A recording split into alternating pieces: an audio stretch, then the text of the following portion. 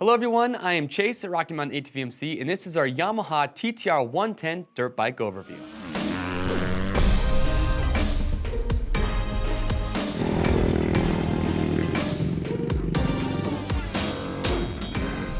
Alright, so we all know that Yamaha makes some of the best-selling kids bikes that are on the market. In fact, if you talk to most riders out there, including pros, they'll probably tell you that they started on a Yamaha PW50 and then worked their way up from there. And today we're taking a look at the Yamaha TT-R110. Now keep in mind that we're going to be doing a video series where we talk about a lot of these kids' bikes that are on the market, just to kind of help you give you an idea of what's out there, what's available, and also give you some tips and insight as to far as how to get the most out of these smaller bikes. Now with the TT-R110, a little background history. So they started making these back in 2008, and they actually still make them up until now, which is 2018. Price-wise, you're gonna be right around $2,300 new.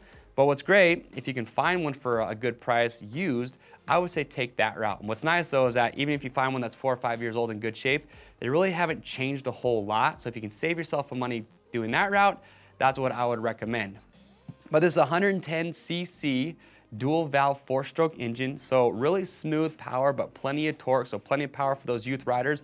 It's a 4-speed. First gear is going to be pretty low, so it's going to be better for that slow technical riding, but it's also, you can see, you shift up, so it's 4 up, okay, all the way down is neutral, but there's no clutch. And so that's actually really nice about the TT-R110, is it's a really good transition bike from, say, a PW50, which is a fully auto bike, into your manual bikes where you got to actually use a clutch when you shift. So that's what's nice about the 110. But one thing I would note, is something that we've kind of noticed, is that the shifting on these, it's a little bit difficult. So if you have a youth rider who's having a hard time shifting up, just know that with these 110s, that's just something kind of known for, a little bit difficult to shift up with these. But other than that, again, real smooth power. The motor on these is proven reliable. They go forever. And again, you're getting that nice smooth power. It's also an electric start, which is nice. So you have the electric start. You also do have a Kickstarter as a backup. They start up real nice and easy. And also, you're gonna notice you have a keyed ignition. So you might be wondering, well, why the heck would they put a keyed ignition on a 110?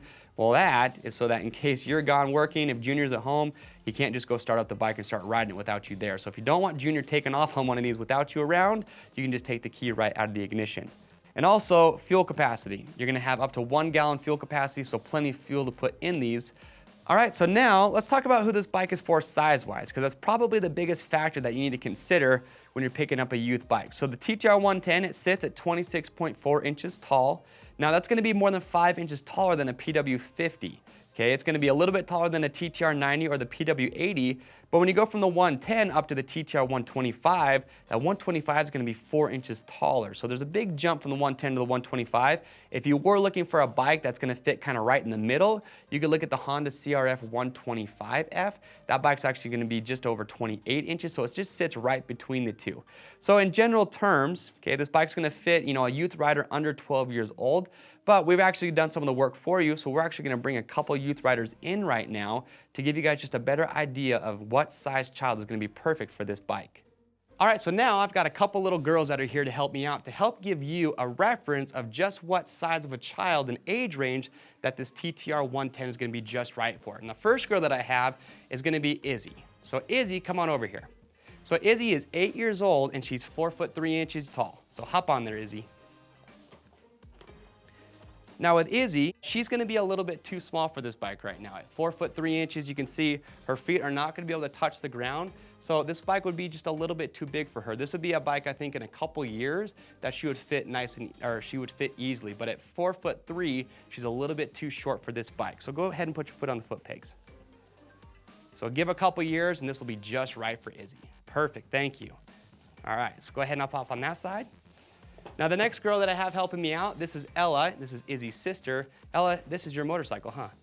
Who's your favorite rider? Eli Tomac, hence the number 3. So Ella, hop on there for me. So Ella is 10 years old and she is 4'7". Now with Ella, if I actually let go, you can see she's actually able to just get both her feet on the ground. So she's able to balance herself. So this is really in that sweet spot when it comes to bike size for Ella, and this is definitely a bike that she's gonna be able to have for a couple of years and grow into it. So go ahead and put your feet on the foot peg for me.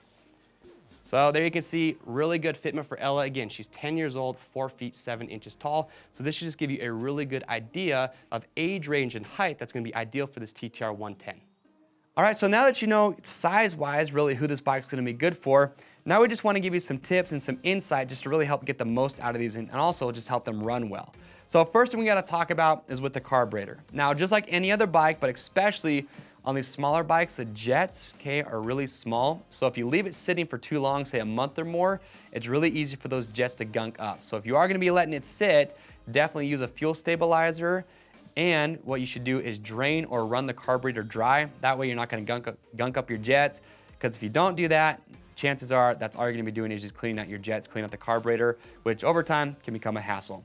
Now, along with that carburetor, when it comes to the jetting on these, a stock jetting is pretty dang lean. And when you have lean jetting, typically what that means is that in colder temperatures, it can make it harder to start the bike and it takes a long time for it to warm up. These are air-cooled machines, so definitely cold-blooded, takes a while to warm up. So for that, what we actually did was our Tusk Cold Start Jet Kit. So it's just a kit that we have that comes with a different size main and pilot jet. That just makes it much easier for these to start up and run in cold weather, so it's gonna help them warm up faster. So if you're having that problem, then I would look at our Cold Start Jet Kit. It's very easy to install. So once you got the carburetor issues solved, next is gonna be with the shift lever. So the shift lever on these stock is not folding. So if your youth rider has a crash or tip over, it's pretty easy to bend those. So we just put our Tusk folding shift lever on here. So the tip is folding, so if they do fall over, that's just gonna bend. It's not gonna, it's not gonna damage it, or it's gonna fold out of the way, excuse me. It's not gonna bend or damage it. Also with the brake lever, okay, in the front, okay, your brake lever, it's another item that will, bend or break pretty easily if they have a crash or that tip over. So we've just got our Tusk brake lever on here. What we recommend, honestly, is just picking up a couple. That way, if they do break one, you have another one available, you can just put it on real quick. Now, one other thing that we do want to mention with this is that the spring is pretty stiff and it's not adjustable. Now, the reason that we think it's such a stiff spring is Yamaha knows that this is a very popular bike for youth, but it's also kind of has that following and very popular bike for being a play bike. So there's a lot of older riders that like to have these. So that's kind of why we think that Yamaha put that stiffer spring on there. So just know it's a pretty stiff spring. Now, cosmetically with the bike, okay, when we picked this one up, it was in pretty well used condition. So it had a lot of time on it. So we just wanted to freshen up, give it a cool look for that youth rider. So the first thing we did, we put a QA Parts plastic kit on here. We have these available in a couple different colors. And unlike any other plastic kit on the market for these, our front fender does fit. Now on top of that, we did a custom attack graphics kit. So we actually have this exact same kit available on our website. But youth riders, they love having a customized graphics kit so you can get their name and the number on here. And then from there, we did some ODI grips to kind of match the green. This rider loves Eli Tomac, hence the number 3 and the green grips. We also did a crossbar pad, and then to top it off, we actually did some valve stem covers just to give it a little bit of bling, give that cool look for the rider. And the last thing we want to talk about, and this is something that's pretty overlooked with youth bikes, is tires. So we've got some new Dunlop tires on here.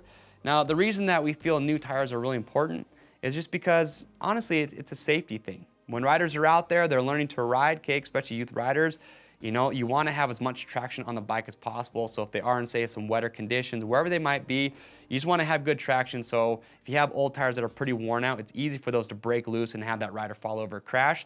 So we recommend getting some new tires on there.